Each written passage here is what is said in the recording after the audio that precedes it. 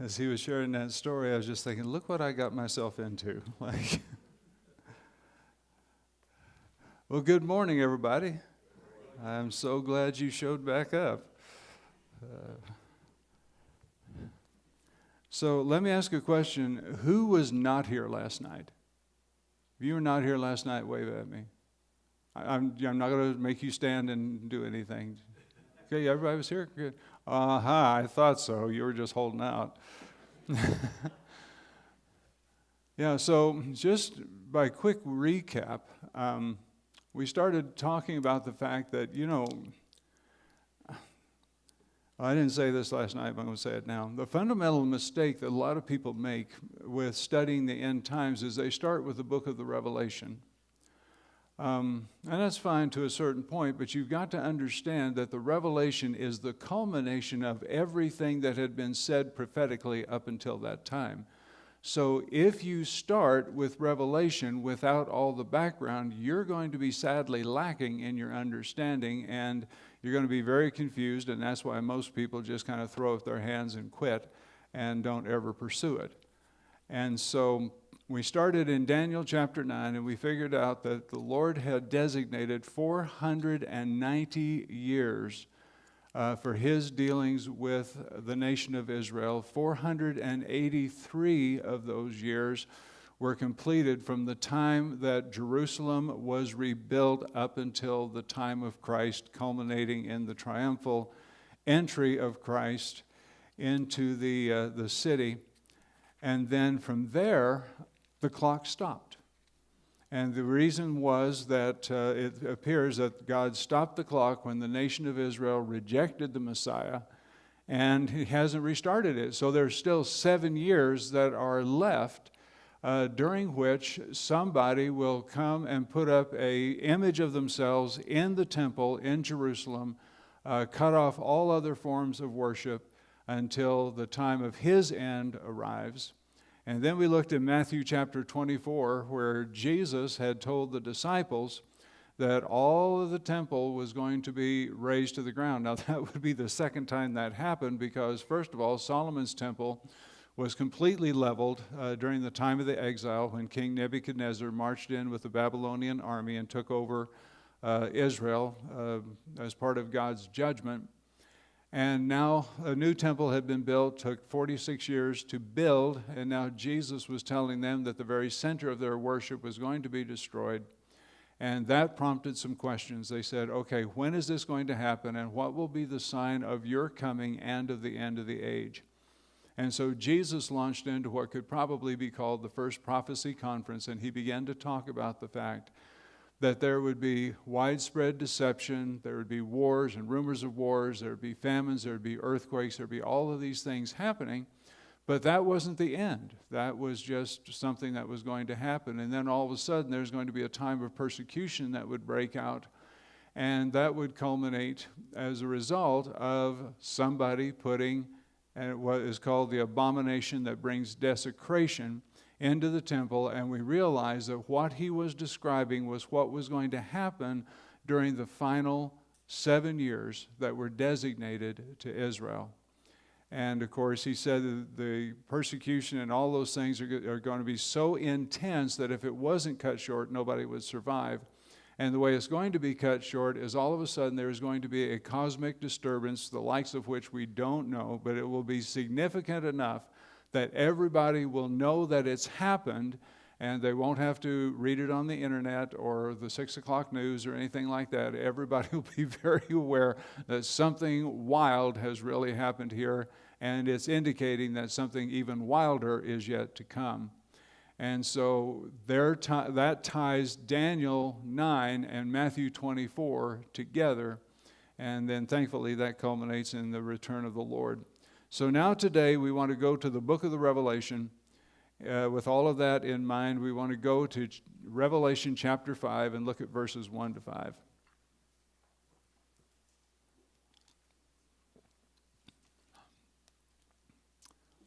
Now I'll be reading from the New English Translation, so it might read slightly different than yours. The scriptures will be on the screen as you see there.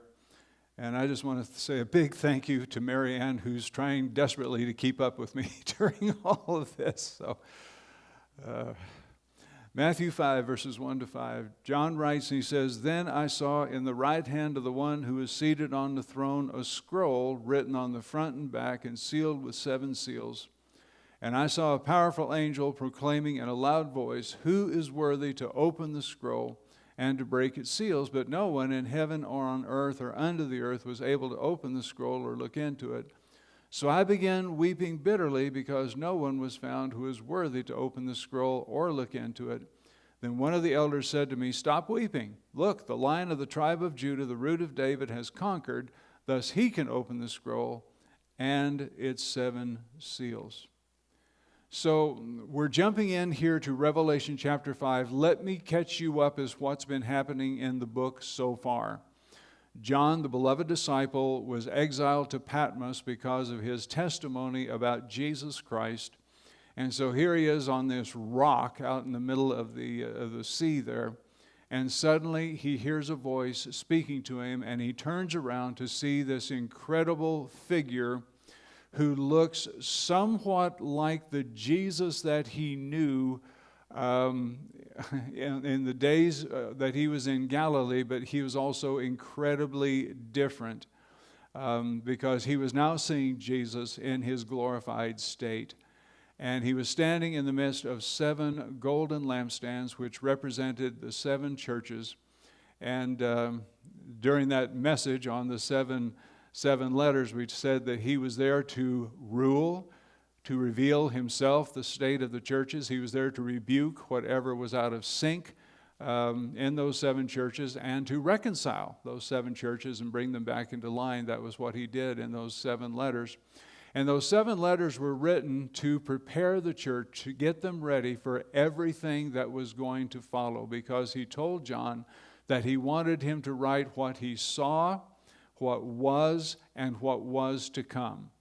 And so what he saw was Christ, and what was the state of the churches, and what happened in chapter 4 when all of a sudden he was caught up into the presence of God, and he saw an occupied throne and the worship that was going on around that throne. And that's why your song today was perfect for what we are talking about. It was just dead on. And the thing about it is, chapter 4 in the book of the Revelation is strategically placed because everything in this letter must be viewed in the light of the ultimate reality that God is on the throne and He is in charge of everything that is going to be taking place, because it's going to look like chaos has erupted on earth and nobody's in charge. But God is on the throne, and He is reigning. He is working behind the scenes, bringing all of this to pass. And so this is the reality that we have to keep in focus as we proceed into the Revelation and view all of the things that are going to be happening in this book, which is actually a letter. But like I said, a common problem with reading the prophetic scriptures is that we tend to read them in isolation. In other words, you have Daniel in one place and Jesus in another place, and then Revelation in a category all its own. And if we read them in this way, we fail to see how they're all part of the same narrative. That in turn has caused us to have difficulty in interpreting them properly. And so in this message, beginning with our passage here in the Revelation, we're going to connect the major Bible prophecies and see how they're all telling the same story. So it starts here in chapter 5 with a 7-sealed scroll. In verse 1 it says, "I saw in the right hand of the one who was seated on the throne a scroll written on the front and the back and sealed with 7 seals." Now you notice that this 7-sealed scroll is in the right hand of God. What that tells us is that it was kept by His power and it was governed by His authority. The right hand in the Bible was always the place of power and authority. And so this, whatever the scroll was, it was kept by His power and it was governed by His authority. And this scroll is unique in the fact that it was written on both the front and the back. Most scrolls of that time were written on the front only, and its contents were completely secret as it was rolled up. But this actually had writing on both sides telling us that it contained a lot of information. And it was sealed with 7 seals. And of course, we know that 7 in the Bible is the seal of perfection. And these seals were used to keep the scroll from being opened by the wrong person or at the wrong time. Okay? And so these seals would have been made of wax, as you see on the graphic there, possibly sealed with a signet ring. It would be interesting to see what God's signet ring looks like. And that's the reason it was done. It was sealed up so that it could not be opened by the wrong person or at the wrong time. And so then the question goes out, who is worthy to open the seals and to view the contents of this scroll? And no one in heaven or on earth was worthy to open the scroll. Marianne, do we have verses 2 to 4 on the thing? I can't remember my own PowerPoint. No? Okay. No, that's fine. So that's in chapter 5, verses 2 to 4. And when John heard that nobody could open this scroll, he started to weep because he recognized this scroll has got to be opened. There's things here that we need to know. And an angel said, whoa, dude, settle down. There is one who is worthy to open the scroll and to read its contents. And that's in verses 5 to 8, where it says, one of the elders said to me, stop weeping. Look, the Lion of the tribe of Judah, the Root of David, has conquered, so he can open the scroll and its 7 seals. And then I saw, standing in the middle of the throne and of the 4 living creatures, and in the middle of the elders, a lamb that appeared to have been killed. He had 7 horns and 7 eyes, which are the 7 spirits of God sent out into all the earth. Then he came and took the scroll from the right hand of the one who is seated on the throne. And when he had taken the scroll, the 4 living creatures and the 24 elders threw themselves to the ground before the Lamb. Each of them had a harp and golden bowls full of incense, which are the prayers of the saints. So you notice all the imagery that was shared here. God often talks in pictures, and those pictures are open for us to interpret. And so we see him as both lion and lamb. Probably a reference to both his first and the second coming. We know that in his first coming, he came very humbly like the lamb. And of course, John the Baptist called him the Lamb of God who would take away the sins of the world. But now he is called the Lion of the tribe of Judah. A lion always speaks of victory and of triumph and of power and all of those things. And John, as he saw this creature standing before the throne, it looked like he had been killed, and that refers to him bearing bloody marks, and yet he was standing, and in that we see both death and resurrection. Yes, he was killed, but he was alive, right? And so we see both the death and the resurrection of Christ, and he took the scroll, which shows that God considered him worthy to open it because God released the scroll into his hands, and the whole place literally erupts in praise. I mean, they had a hallelujah chorus. And verses 9 and 10 tell us why he was worthy to take the scroll and to open it. It says, they were singing a new song, you are worthy to take the scroll and to open its seals because you were killed. And at the cost of your own blood, you have purchased for God persons from every tribe, language, people, and nation. You have appointed them as a kingdom and priests to serve our God, and they will reign on the earth. And so that's why he was worthy. So now the question is, what was in this scroll? Well, truth is, we're not told. It doesn't tell us immediately what was in this scroll. And it will only be seen once the final seal is opened. And it calls to mind what Jesus said to his disciples over in Acts chapter 1, verses 6 and 7. Jesus here is getting ready to go back into heaven. He has died. He's been raised from the dead. Now he's with his disciples, getting ready to ascend back to the Father. And in Acts 1, 6 and 7 it says, so when they gathered together, they began asking him, Lord, is this the time that you're restoring the kingdom to Israel? And he told them, you are not permitted to know the times or the periods that the Father has set by his own authority. So in other words, this revelation isn't going to show up until God is good and ready for it to. And the fact that he had handed this scroll over to the Lamb and the Lion says that the time has come. God is now ready to unveil the finality of all that he had been holding in his power this entire time. The apostles thought, surely to goodness, now this is going to be the time when all of those prophecies from Isaiah and Jeremiah and Daniel are going to come to pass. And Jesus said, boys, not yet, not yet. It'll come, but not yet. So now in chapter 6, we see the opening of the seals. Now notice this isn't the opening of the book. This is just the opening of the 7 seals. Okay? Very important for us to take note of that. And in chapter 6, verses 1 to 8, this is where we see the 4 horsemen of the book of the Revelation. Notice closely. I looked on when the Lamb opened one of the 7 seals, and I heard one of the 4 living creatures saying with a thunderous voice, "Come." So I looked, and here came a white horse. The one who rode on it had a bow, and he was given a crown, and as a conqueror he rode out to conquer. And then when the Lamb opened the 2nd seal, I heard the 2nd living creature say, "Come." And another horse, fiery red, came out, and the one who rode on it was granted permission to take peace from the earth so that people would butcher one another, and he was given a huge sword. Then when the Lamb opened the 3rd seal, I heard the 3rd living creature say, "Come." So I looked, and there came a black horse, and the one who rode on it had a balance scale in his hand.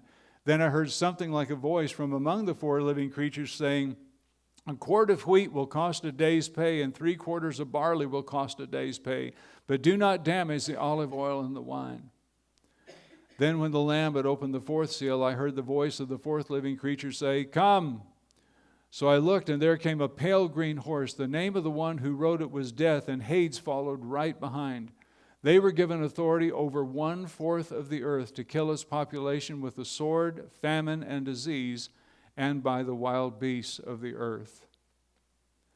So very interesting, as he opens each one of these seals, a horseman appears in very descriptive imagery. And horses are a symbol of strength and speed. And so it makes me think that this was meant to picture powerful and rapid deployment. In other words, when this begins to happen, it's going to happen quickly. They're going to ride forth, and nothing is going to hold back. And you notice that the first thing that shows up is a white horse.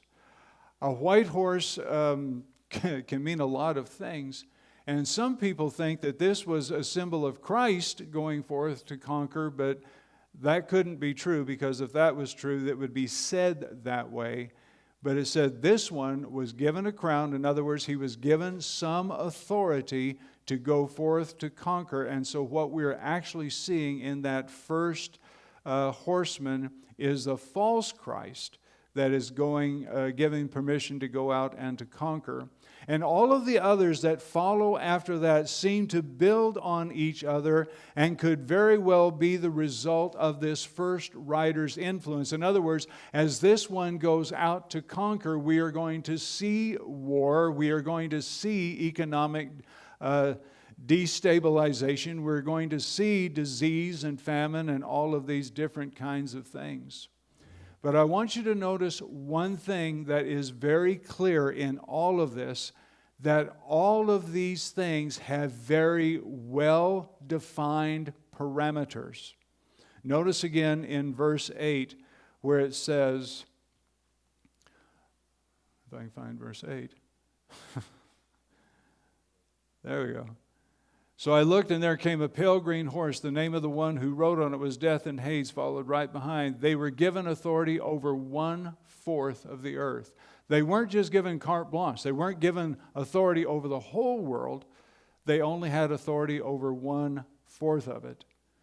The fiery red horse was granted permission to take peace from the earth so that people would butcher one another. Each one of these were operating in well-defined parameters. They didn't just have, absolute rule. So that's the first 4 seals. Then seals 5 and 6 are seen in verses 9 to 17, where it says, "Now when the Lamb opened the 5th seal, I saw under the altar the souls of those who had been violently killed because of the word of God and because of the testimony they had given. They cried out with a loud voice, 'How long, sovereign master, holy and true, before you judge those who live on the earth and avenge our blood?' Each of them was given a long white robe, and they were told to rest a little while longer until the full number was reached of both their fellow servants and their brothers who were going to be killed just as they had been. Then I looked when the Lamb opened the 6th seal." Notice this closely. "I looked when the Lamb opened the 6th seal, and a huge earthquake took place. The sun became black as sackcloth made of hair, and the full moon became blood red. And the stars in the sky fell to the earth like fig tree dropping its unripe figs when shaken by a fierce wind. The sky was split apart like a scroll being rolled up, and every mountain and island was removed from its place. Then the kings of the earth, the very important people, the generals, the rich, the powerful, and everyone, slave and free, hid themselves in the caves and among the rocks of the mountain. And they said to the mountains and to the rocks, 'Fall on us and hide us from the face of the one who is seated on the throne and from the wrath of the Lamb, because the great day of their wrath has come, and who is able to stand it?'" It's very interesting. The first seal that we see opened here is seal number 5, and it is martyrs, people who have died as a result of persecution. They died because of their testimony of Jesus Christ. And they are crying out and saying, "Lord, how long are you going to let this go on? How long is it going to be until our death is avenged?" And that takes me back to the time of Abel, when Cain rose up and killed Abel in the field. And he said to Cain, God said to Cain later, "Your brother's blood is crying out to me from the ground." There has been an unrighteous death here, and his blood is calling out for judgment. And it's very much what we see here in the blood of the martyrs that was shed on the earth, crying out for the avenging of their death. And they were told to wait just a little while longer. It's coming, but it's not going to be immediate. But then after that, because there's more martyrs to follow, the last thing we see with the opening of the 6th seal is that there's going to be cosmic disturbances. Right?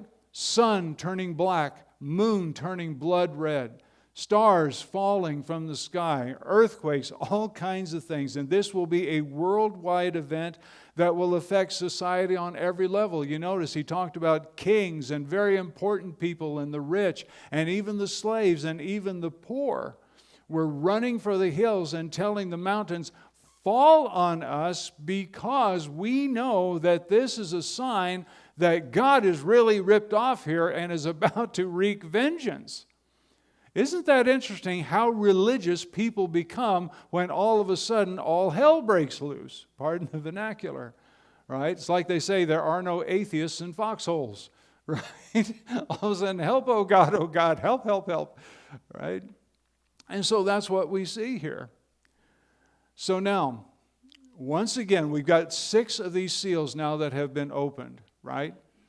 6 seals, 4 horsemen, martyrs, all of the cosmic disturbances. There's 4 things that we observe, or 3 things that we observe here. First of all, not one of these things that we see was called God's wrath. None of them were seen as being an outpouring of the wrath of God. Okay? They were simply an escalation of what has already been experienced in some measure. Do we have war now? We're going to have more war. Do we have economic destabilization now? It's going to get worse. Do we have natural disasters happening? Yes, it's going to get worse. As we've seen an escalation in natural disasters, I look back over even the last 5 years at how many natural disasters there have been. It's astonishing how it just seems to continue to escalate. More wildfires than you can shake a stick at, more earthquakes than you can count. and just all of these different kinds of things. So all of these are simply an escalation of what has already been experienced in some measure, and all of these things are under the Lord's control, right? Every single one of them, even the cosmic disturbance, is seen as a sign that God is about to do something. So now we can look at this graphic. There we go. This is the 7 seals of the Revelation. So the first seal is the false Christ, which is deception. That was the white horse. Second seal is war, which is the red horse. Third seal, economic hardship. That is the black horse. Fourth seal was natural upheaval, which was the pale green horse. Fifth seal is the martyrs under the throne crying out for vengeance. Sixth seal was cosmic disturbances. We have no idea what the 7th seal is yet because that 7th seal was not opened. Okay, that is yet to come.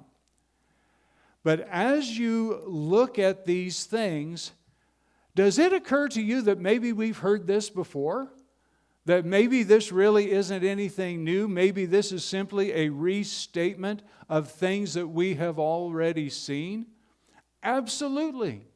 This sounds exactly like what Jesus said over in Matthew 24. In Matthew chapter 24, verses 4 to 8, we see 4 things happening. Widespread deception, spiritual disasters, wars, political disasters, famine, economic disasters, earthquakes, natural disasters. We see persecution resulting from the abomination of desolation in 24 verses 9 to 21, and we see cosmic disturbances. Everything that we have just seen in the opening of these first 6 seals, Jesus has already told us over in Matthew chapter 24. That is absolutely amazing. So what we are seeing here is not 2 separate things. We are seeing the same thing from 2 separate viewpoints. So now, let's connect the dots. Look at this. I'm going to stand for this. Matthew 24, widespread deception. Revelation 6, false Christ, deception. Matthew 24, wars. Revelation 6, wars, red horse. Matthew 24, famine. Revelation 6, hyperinflation, same thing, black horse. Matthew 24, earthquakes. Revelation 6, natural disasters, green horse. Matthew 24, persecution. Revelation 6, the martyrs. Matthew 24, cosmic disturbances. Revelation 6, cosmic disturbances. All the same thing, told from 2 different standpoints. Again, what we are seeing is the beginning of Daniel's last 7 years. 483 years had already come to pass from the time Jerusalem was rebuilt up until the time Christ was rejected by the nation of Israel. The last 7 years have yet to be fulfilled, and that can only be explained by the gap known as the mystery of the church. The Old Testament prophets could see the coming of Christ, and they could see the culmination of the kingdom, but in between these 2 mountain peaks of prophecy, which is what scholars have called them, was this mystery of the church. They knew in the Old Testament that the Gentiles were going to come in, but they had no revelation of the church. Okay? That came with Jesus Christ. And this is the explanation of the final 7 years. Jesus told the story from somewhat of an earthly point of view. John saw it from heaven's point of view, but all of these passages tell the same story. So now let's look at this graphic. So here we have it laid out. We've got our little timeline again, and all of it can be seen in the time. Now, of course, the 3.5 years, that's Daniel's final 7 right there.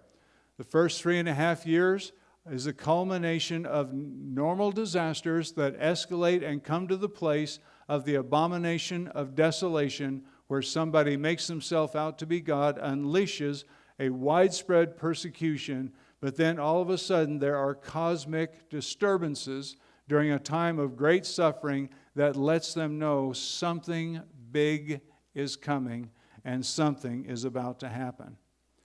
So, I mean, look at this, folks. Here we have 3 prophetic passages from the Scriptures all telling us the same story. Daniel, again, was given a vision of 490 years as they pertain to his people and the city of Jerusalem. The last 7 years of that period was marked by an event called the Abomination of Desolation. We've got to keep that in mind. Jesus further expounded on that time by showing us things that would happen before and after that devastating event. And in Revelation chapter 6, we see the same narrative laid out from heaven's perspective. And in making the connection between these passages, what we see is that God has been repeating himself, indicating that these things are certain to happen. If God says it once, you want to pay attention. If God says it twice, you know it's certain to happen. But for God to say it 3 times means that we should be all eyes and ears, because this is coming to pass. So now we've drawn a straight line from Daniel 9 right through to the book of the Revelation. But now, can you see that if all you started with... Oh, can't stand on that side. Can you see that if all you started with was the book of the Revelation, how confusing it would be to try and understand what was being talked about? But now, by connecting Daniel chapter 9 and Matthew 24 and taking that into the book of the Revelation, all of a sudden there's an aha moment where we recognize this is that which was being talked about. And it brings clarity, right? At least I hope it does. But these things take some time to work with and to dig into. And it doesn't come overnight, believe you me. There's a lot of going back and forth and digging back and forth and going, oh, that's what's being talked about. Okay, I got you, right? And so you folks are getting in 40 minutes what it took me days to dig out. And that's why we do this, right? And to lay a foundation. Now, I told you yesterday that once we had completed this session, I would open for questions, because now we have laid a foundation for questions to be asked and answered. And like I said, I've only got 2 rules for questions. And that is, number 1, I only want questions based on the material that we have shared. And number 2, please don't ask me about why somebody teaches what they teach, because I don't know. So we won't waste my time or yours, either one, trying to answer those. So now, does anybody have a question they'd like to ask? And because the old boy up here is somewhat hard of hearing, you're going to have to speak up. Yes, ma'am. Are you able to share your slides with us at some point? Am I able to share my slides with you at some point? All of these are being recorded, and they will be uploaded to Calvary's website, and so you'll be able to see those then. Okay? Absolutely. I wish all questions were that easy. Anybody else? Under your observations, your first point was none of this was the outpouring of God's wrath, but isn't the 6th seal the point where God's wrath is actually coming forth? Okay, the question was, under my observations, I said that none of these was designated God's wrath. She's asking, was it at the 6th seal that the outpouring of God's wrath was started? So let's go back to Revelation chapter 6, and let's see again what was said. Let's start in verse 15. Now, this is not going to be on your slide, so you're going to have to follow along with me. This is Revelation 6, verse 15 says, "Then the kings of the earth, the very important people, the generals, the rich, the powerful, and everyone, slave and free, hid themselves in the caves and among the rocks of the mountains. They said to the mountains and to the rocks, 'Fall on us and hide us from the face of the one who is seated on the throne and from the wrath of the Lamb, because the great day of their wrath has come, and who is able to stand it?'" So you're right. Now they recognize that wrath is about to fall. The cosmic disturbance wasn't the wrath, but it was a precursor, and it's interesting to me how people recognized what that meant, right? All of a sudden, it's like they're all standing there watching this take place going, oh boy, we are in trouble, right? So actually, you're a little ahead of me because we're getting into the next session. But good question, good observation, good for you. That's great. Anybody else?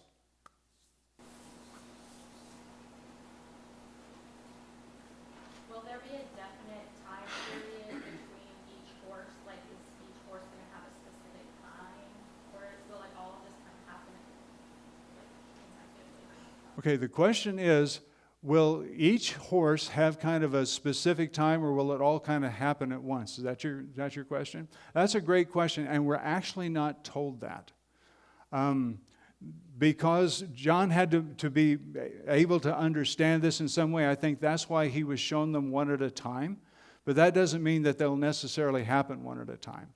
They could all happen at the same time. And when you think about it, when there's widespread deception and war, there's automatically economic destabilization, and there's automatically all these other things that happen as well, right? So the chances are that they will all kind of happen simultaneously, but they will all kind of build on one another is what the indication is. It's a great question. Thank you. Yes, ma'am. In verse 14, it says that the mountains are going to be moved out of their place. However, we're also told in another place to run to the mountains. I get lost in that. I look around me and I don't see any mountains to run to. Right? She says, the question is, okay, so it says that the mountains are going to be moved out of their place, and yet in another place we're told to run to the mountains. How does that work? That's one of the mysteries of prophetic scripture. It gives us those images. What it basically is telling us is that everything that we thought was firm is actually going to be shaken. So it's a picture, not an actualization. It's just something to help us relate to the fact that everything that can be shaken is going to be shaken. Okay?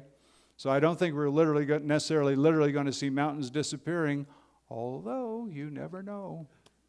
Right? That's a great question. I would have never thought of that. Good for you. Good for you. I like it when people think for themselves. Anybody else?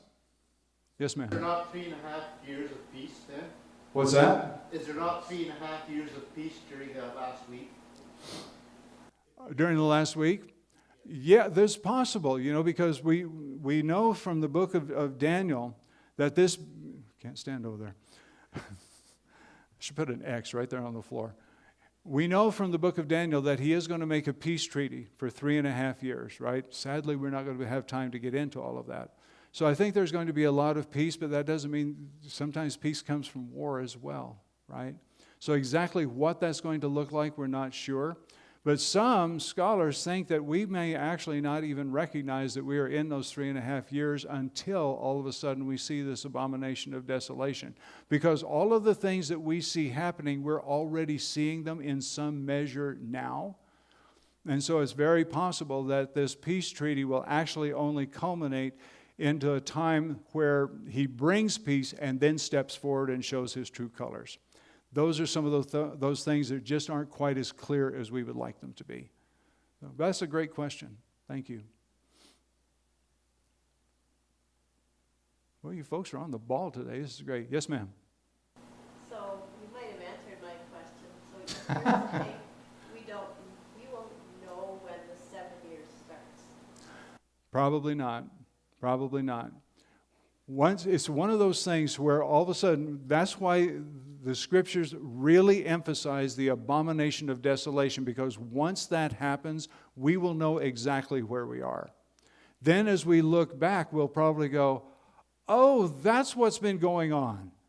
Oh, but then we'll also know, okay, now we've got this to look forward to, right? So, yeah, it's very possible. It's not like God's going to shout from heaven, okay, 7 years are starting now.